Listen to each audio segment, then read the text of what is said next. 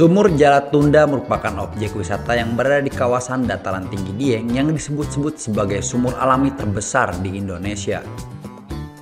Sumur Jalatunda berlokasi di Desa Pekasiran, Kecamatan Batur, Kabupaten Banjarnegara.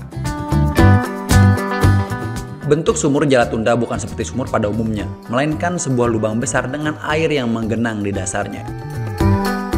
Sumur Jalatunda sendiri memiliki ukuran diameter sekitar 90 meter dan kedalaman sekitar 100 hingga 150 meter. Sehingga tidak salah, sumur Jalatunda disebut sebagai sumur terbesar di Indonesia. Meski begitu, sumur ini tidak sengaja digali untuk mengambil air, melainkan karena alam yang membuatnya menjadi sebuah sumur.